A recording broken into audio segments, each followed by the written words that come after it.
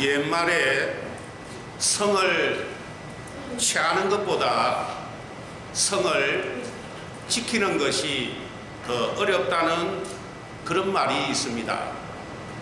기업도 마찬가지입니다. 창업을 하는 것보다 기업체를 지키는 것이 더 어려운 것입니다. 그런데 이것은 믿음의 세계에서도 동일하게 그대로 적용되는 원리인 것입니다. 성공적인 믿음을 가진 이후에도 계속해서 그 성공적인 믿음이 그대로 지속되어 지리라. 그건 희망사항일 뿐이지 그대로 지속된다는 보장은 없다는 것입니다. 오늘의 본문 사사기 6장에서부터 9장까지의 말씀은 용사 300명을 거느리고 미디안 적군 13만 5천 명을 섬멸시킨 이야기로 너무나 유명한 사사 기드온의 일생을 기록한 내용인 것입니다. 기드온은 공적을 많이 남기기도 했지만 또 다른 한편 엄청나게 많은 실수와 허물을 저지른 그런 사사였습니다. 오늘 사사기 6장에서부터 9장까지의 말씀을 통하여 기드온의 믿음의 성공과 실패의 삶을 살펴보면서 하나님께서 오늘을 살아가고 있는 우리들에게 주시고자 하는 그 교훈을 살펴보려고 합니다. 기드온이 성공한 이유는 크게 세 가지입니다. 첫째로 기드온은 허물과 부족함이 많았음에도 불구하고 하나님의 부르심에 믿음으로 순종하였다는 것입니다. 기드온의 집안은 이스라엘 12파 지파 중에서 가장 미약한 지파인 므낫세 지파입니다. 그런데 기드온은 므낫세 지파 중에서 가장 미약한 그런 집안의 출신이고 또 자기 집 안에서도 가장 미천하고 겁이 많은 그런 사람이었던 것입니다. 기드온은 그렇게 보잘것없고 미천한 배경을 가진 출신 성분의 사람이었음에도 불구하고 하나님께서는 그런 기드온을 찾아가셔서 그를 큰 용사로 만드셨던 것입니다. 하나님께서는 그 당시 미디안의 핍박과 압제 속에 있는 수많은 이스라엘 백성들 가운데 기드온을 특별하게 선택하여 이스라엘 민족을 미디안의 압제로부터 해방시키는 지도자로 사사로 세우셨던 것입니다. 어느 날인가 하나님의 사자가 기드온에게 나타나 큰 용사여 여호와께서 너와 함께 계시도다 그렇게 기드온에게 말씀하셨을 때 기드온은 여호와께서 우리와 함께 계시면 어찌하여 이 모든 일이 이 좋지 않은 모든 일이 우리에게 미쳤나이까. 그렇게 하나님의 말씀을 믿지 못하고 의심하며 반문하였던 것입니다. 그렇게 믿음이 작고 의심 많고 겁도 많아 소심한 기도원이 원한 것은 신학적인 하나님, 철학적인 하나님, 이야기나 전설 속의 하나님이 아니라 실제 우리 삶 속에 함께 살아계셔서 기적의 역사를 일으키시며 구원을 베푸시는 그런 하나님이셨던 것입니다.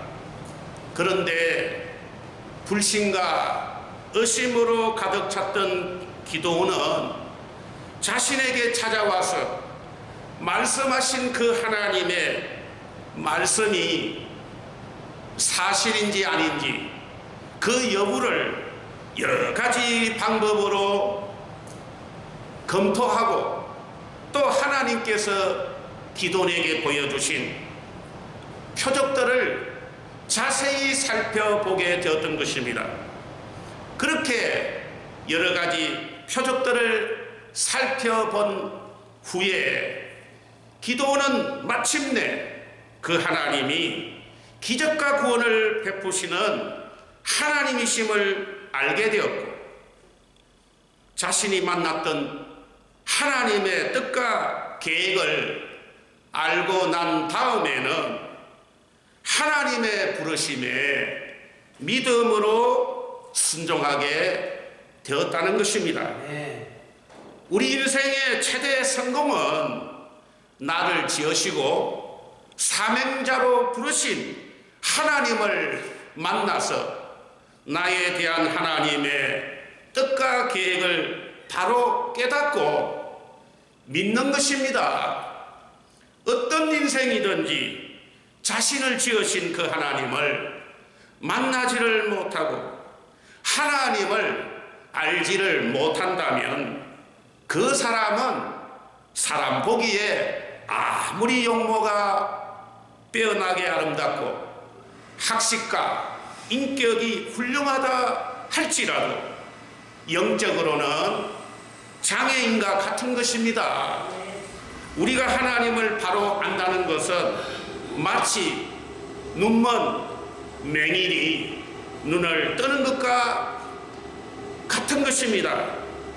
하나님을 모를 때는 눈에 보이는 세상이 전부인 줄 알고 그렇게 살았는데 나중에 하나님을 만나고 하나님을 알고 보니 눈에 보이는 세상 전부가 다 헛되고 헛된 것임을 알게 되는 것입니다. 그러므로 하나님을 만난 믿음의 사람은 믿음 없는 사람들의 삶과는 구별되어지는 그런 삶을 살게 되는 것입니다. 기도원이 성공한 두 번째 이유는 기도원은 하나님께서 그에게 명령하신 하나님의 말씀에 자신의 목숨까지도 다 내놓고 그대로 순종하였다는 것입니다. 기도는 하나님께서 아버지 집에 있는 7년 된 둘째 소를 끌고 와 하나님 제단에 제물이 되도록 그 소를 잡아라. 그리고 아버지가 섬기는 바알 신상과 아세라 상을 찍어 불살라. 잡은 소와 함께 하나님의 제단에 번제를 드리라. 그렇게 명령하셨을 때 기도원은 자신의 목숨을 걸고 그대로 순종하였던 것입니다. 그렇게 기도원이 하나님의 말씀대로 순종하자 그를 죽이려는 사람들이 기도원을 여룻바알이라 그렇게 부르며 오히려 그를 두려워하게 되었고 기도원은 하룻밤 사이에 이스라엘의 유명한 지도자가 되게 되었던 것입니다. 이와 같이 우리도 하나님의 말씀에 순종하게 되면은 반드시 그 인생은 복된 인생, 성공하는 인생이 된다라고 하는 사실을 깨달아야 됩니다. 월보 체프만 박사가 런던에 있었을 때 구세군 창시자였던 윌리엄 부스 장군을 만날 기회가 있었습니다. 그 당시 윌리엄 부스 장군은 80이 넘은 고령이었는데 체프만 박사가 그 성공의 비결이 무엇이냐 그렇게 질문하자 잠시 주저하더니 눈물을 흘리며 이렇게 대답했다고 합니다. 내 비결은 오직 하나님 한 분만 섬기는 데 있습니다. 사실 나보다 더 우수한 사람도 많았고 좋은 기회를 가졌던 사람도 많았습니다. 그러나 나는 런던의 가난한 사람들을 향한 주님의 뜻을 깨닫고 내 삶을 하나님께 전적으로 바치기로 작정했습니다. 그날 이후로 하나님께서는 나와 동행하시고 나를 통하여 많은 일들을 이루시게 되었던 것입니다. 오늘날 구세군 이 업적을 이룬 것은 모두 하나님께서 하신 것입니다. 윌리엄 부스가 구세군을 창설하고 하나님의 복음을 전했던 원동력은 바로 하나님께 전적으로 바친 그의 삶이었던 것입니다. 황금의 해를 가진 위대한 설교가 스펄전은 말하기를 헌신은 자기 자신에 대한 소유권을 하나님께 드리는 것이다. 그렇기 때문에 진정한 헌신자는 더 이상 자신을 자신의 소유로 보지 않고 하나님의 소유로 보게 된다. 그렇게 믿음으로 고백했습니다. 순종이란 소유권 이전입니다. 소유권을 내가 가지고 있으면서 하나님을 믿으면 하나님과 늘 싸우고 다투게 되는 것입니다. 그러나 하나님께 자신의 삶을 온전히 바치면 하나님께서 행하시는 놀라운 기적의 역사를 체험할 수가 있다는 것입니다. 기도원이 성공한 세 번째 이유는 기도원은 전쟁할 당시에 하나님의 지시에 철두철미하게 순종하였으므로 이전 역사에 없는 전무후무한 기적의 역사를 일으키게 되었다는 것입니다. 기적을 맛보고 경험하는 그런 하나님의 사람이 되려면 반드시 하나님의 명령하심에 철두철미하게 순종해야 하는 것입니다. 그럴 때 기적의 역사가 일어나게 되는 것입니다. 이스라엘 땅에 미디안 적군이 수없이 몰려올 그 당시에 기도원이 미디안과 싸울 장정을 소집하는 나팔을 불게 되었습니다. 그 소리를 듣고 이스라엘 전역에서 32,000명의 장정들이 모이게 되었습니다. 그런데 하나님께서는 기도원에게 소집된 32,000명 중에서 전쟁이 무섭고 두려워서 벌벌 떠는 자 22,000명을 집으로 돌려보내라. 그렇게 명령하셔서 기도원은 그대로 순종하니 남은 사람은 10,000명이 되었다는 것입니다. 하나님께서는 또다시 기도원을 통하여 남아있는 10,000명에게 물을 마시게 했습니다. 그 10,000명 중에 오직 300명만이 물을 마실 때에 손으로 움켜 입에 대고 개처럼 핥으며 마셨던 것입니다. 하나님께서는 전쟁할 당시에 편하게 물을 마시며 정신무장이 되어 있지 않는 나머지 사람 9,700명도 마찬가지로 집으로 돌려보내도록 그렇게 명령하셨던 것입니다. 그리하여 하나님께서는 개처럼 물을 핥으며 마셨던 300명 용사, 그 300명 용사만 사용하셔서 그 300명을 통하여 미디안 대군 13만 5천 명이라는 그 대군을 쳐부시게 하셨던 것입니다.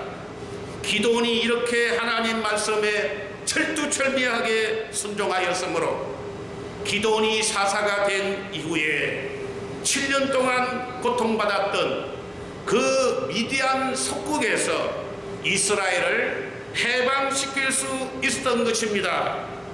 하나님이 쓰시는 사람은 하나님의 기적을 믿고 준비하는 사람입니다. 전쟁에서 성공과 실패의 가장 중요한 요인은 전투원의 숫자에 있지 않고 오직 하나님에 대한 믿음에 있으며 하나님과 함께 하면 지금도 놀라운 기적의 역사는 일어나는 것입니다.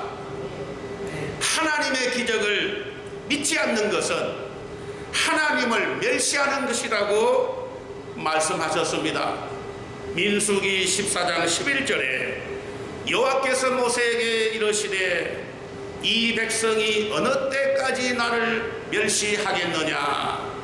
내가 그들 중에 많은 이적을 행하였으나 어느 때까지 나를 믿지 않겠느냐. 하나님을 믿으면 반드시 기적의 역사도 일어난다는 믿음이 있어야 함을 말하는 것입니다. 그러므로 오늘날 비록 우리 자신에 대한 신뢰가 철저하게 무너졌을지라도 오직 하나님 한 분만 바라보고 믿음과 신뢰함으로 나아갈 때 하나님의 놀라운 은혜와 능력을 경험할 수 있게 되는 것입니다. 그런데 기도원이 이렇게 성공한 다음에 실패하게 되었는데 그 이유는 역시 세 가지입니다. 기도원이 실패한 첫 번째 이유는 기도원은 물질의 문제에 실패하였습니다. 기도원은 전쟁에서 승리하고 난 이후에 그의 눈에 전쟁에서 탈취한 금 귀고리를 보기 시작하자 그의 마음속에 탐심이 서서히 자리 잡기 시작했습니다. 그리하여 기도원은 노골적으로 금품을 요구하였던 것입니다. 사사기 8장 24절에 보면 기도원이 또 그들에게 이르되 내가 너희에게 요청할 일이 있으니 너희는 각기 탈취한 귀고리를 내게 줄지니라 하였으니 이는 그들이 이스마엘 사람이므로 금 귀고리가 있었습니다. 이건 기도원이 전쟁에서 승리하고 그의 명성과 지위가 올라가게 되니 물질에 정신이 빠져버렸음을 설명하고 있는 것입니다.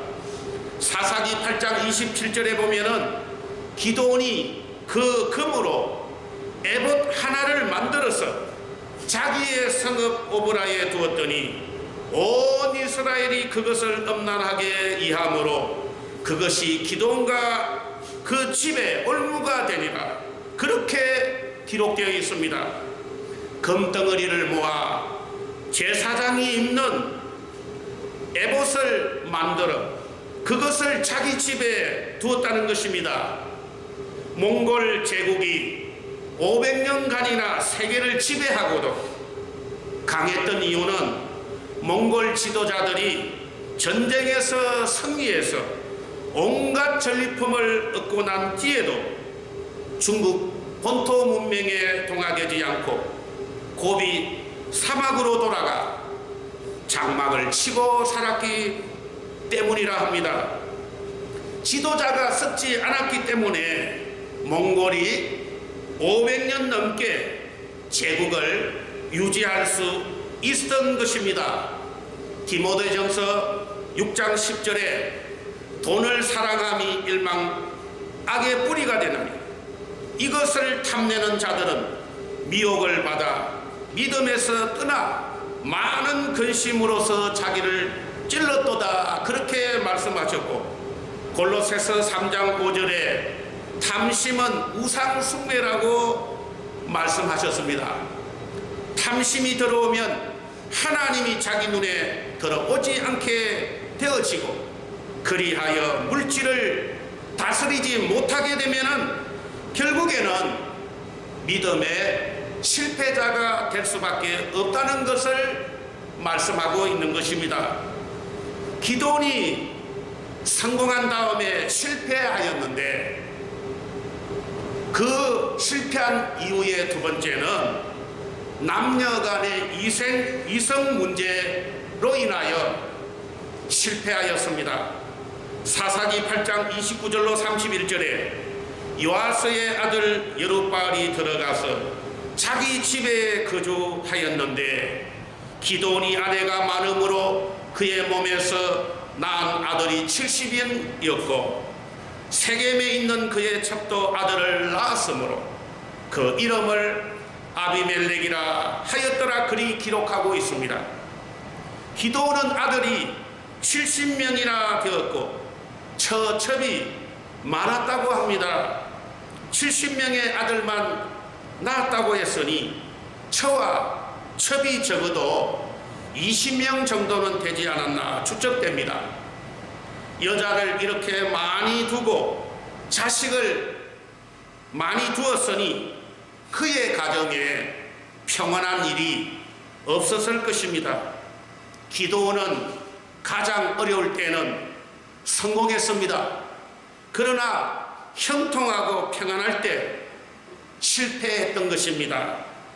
다윗도 사울에게 쫓길 때에는 믿음의 사람이었습니다. 그러나 다윗이 태평할 때 우리아의 아내 밧세바와 간음하고 충신 우리아를 살인하고 외식자가 되게 되었던 것입니다. 그러므로 우리가 어려울 때에는 물론 말할 것도 없겠지만은 형통하고 평안하고 아무 탈이 없을 때라도 늘 하나님 앞에 기도하고 금식하고 하나님께 온전히 매달려야 하는 이유가 여기에 있다는 것입니다. 기드온이 이렇게 성공한 다음에 실패를 했는데 실패한 세 번째 이유는 명예와 권력의 문제였던 것입니다. 사사기 8장 22절로 23절에 그때의 이스라엘 사람들이 기드온에게 이르되 당신이 우리를 미디안의 손에서 구원하셨으니 당신과 당신의 아들과 당신의 손자가 우리를 다스리로서 하는지라. 기드온이 그들에게 이르되 내가 너희를 다스리지 아니하겠고 나의 아들도 너희를 다스리지 아니할 것이요 여호와께서 너희를 다스리리라. 기드온은 말은 이렇게 했지만은 행동은 다르게 했습니다. 사사기 8장 31절을 보면은 기드온이 아들을 낳았는데 아들 이름을 아비멜렉이라 그렇게 이름 지었습니다. 아비라고 하는 것은 아버지란 뜻이고 멜렉이란 왕이라는 뜻입니다. 그러므로 아비멜렉이라고 하는 것은 무슨 말이냐? 내 아버지가 왕이다. 내 아버지가 왕이란 말은 결국 기드온 본인이 왕이라는 그런 말인 것입니다. 그러므로 기드온은 입으로는 권력을 거절했지만 내심으로는 왕이 되길 원했다는 것을 알 수 있는 것입니다. 다른 본문에서도 사사로서의 모습이 아닌 왕으로서의 모습을 드러내는 것을 볼 수가 있는 것입니다. 사사기 8장 27절에 보면은 기드온이 그 금으로 에봇 하나를 만들어서 자기의 성읍 오보라에 두었더니 온 이스라엘이 그것을 음란하게 이함으로 그것이 기드온과 그 집에 올무가 되니라.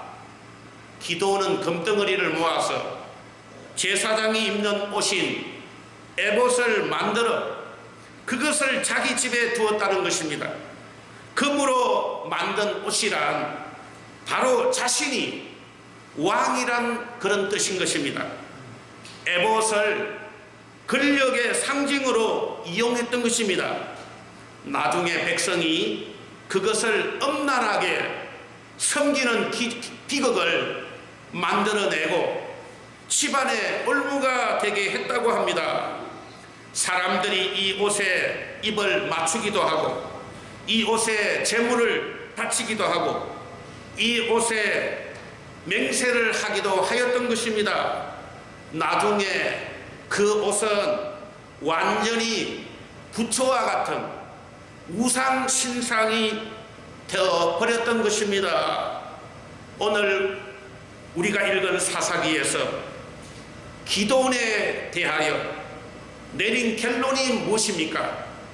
사사기 8장 33절로 35절에 기드온이 이미 죽음에 이스라엘 자손이 돌아서서 바알들을 따라가 음행하였으며 또 바알 버릿을 자기들의 신으로 삼고 이스라엘 자손이 주위의 모든 원수들의 손에서 자기들을 건져내신 여호와 자기들의 하나님을 기억하지 아니하며 또 여룻바알이라 하는 기드온이 이스라엘에 베푼 모든 은혜를 따라 그의 집을 후대하지도 아니하였더라. 그렇게 기록되어 있습니다. 이것은 기드온의 승리나 기드온의 계획을 완전히 잊어버렸다는 뜻입니다. 기드온은 이스라엘 백성 안에서 완전히 잊혀버린 그런 사람이 되고 말았습니다. 그 이유가 무엇 때문일까요? 기드온은 부흥을 일으켰지만 자기 스스로 그 부흥의 불을 꺼버렸습니다. 오늘 우리 자신에게도 질문해야 할 것이 바로 이것입니다. 그리고 오늘날에도 우리가 계속하여 반복하고 있는 것이 바로 이것인 것입니다. 어려운 일을 닥치면 하나님 앞에 손이 발이 되도록 빌다가 그 어려움이 없어지면은 이전의 위치로 돌아간다는 것입니다. 기드온은 하나님을 만난 이후로 위대한 지도자가 되었습니다. 그러나 성공한 이후에 기드온은 돈의 문제, 이성의 문제, 명예와 권력의 문제에서 완전히 실패하여 버렸습니다. 그러므로 인생의 가장 큰 축복은 언제나 변함없이 실패의 자리에 있으나 성공의 자리에 있으나 어느 자리에 있든지 상관없이 늘 하나님을 알고 하나님을 만나고 하나님의 말씀에 순종하는 것입니다. 그러므로 우리가 오늘 기드온의 믿음의 성공과 실패의 이 세 가지의 교훈을 통하여 우리는 늘 믿음 안에서 성공하고 성공한 이후에도 계속하여 평탄하며 굴곡 없는 인생이 되셔서 금생에서뿐만 아니라 영원한 내세에서도 하나님의 한량없는 은혜와 축복과 상급을 누리시는 그런 복된 저와 여러분들이 되시기를 주님의 이름으로 축원합니다. 아멘. 아멘.